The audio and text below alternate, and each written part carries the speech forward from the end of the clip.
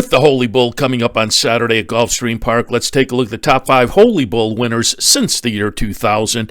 In the 5th spot, I could have gone a few different directions. There were some precocious runners. For example, Mohaman, who won the Holy Bull and was precocious through the Holy Bull and maybe a start or two beyond, but didn't do much as older horses.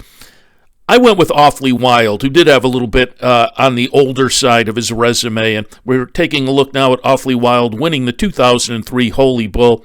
In his first start as a 3-year-old, his 4th start overall. On the outside, he gets the bob at 27-1.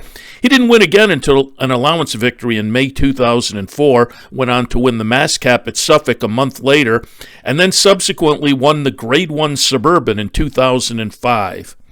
At number 4, it's No Biz Like Showbiz, trained by Barclay Tagg. No Biz Like Showbiz won the 2007 Holy Bull. He followed with a 3rd in the Fountain of Youth, and we're watching him win the Grade 1 Wood Memorial before a 10th place finish subsequently in the Kentucky Derby. Later that year, interestingly, he switched to grass and took the Grade 1 Hall of Fame at Saratoga, and also on the turf he won the Grade 3 Kent at Delaware and the Grade 2 Jamaica at Belmont.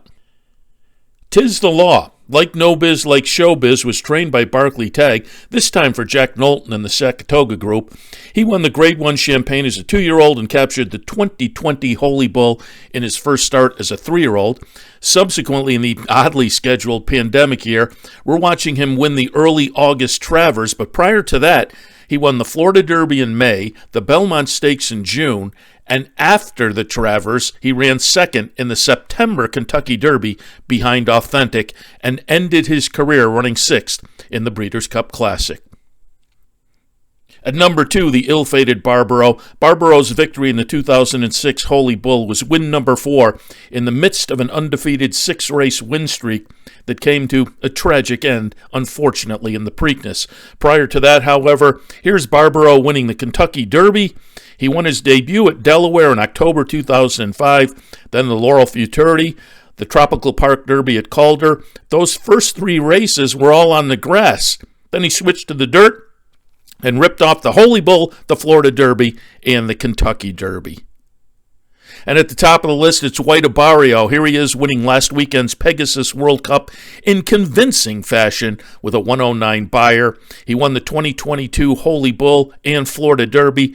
Subsequently, he's added 3 Grade 1s, that recent Pegasus, and in 2023, both the Whitney and the Breeders' Cup Classic. Let's see what happens going forward for this year's Holy Bull winner. That comes up Saturday at Gulfstream Park.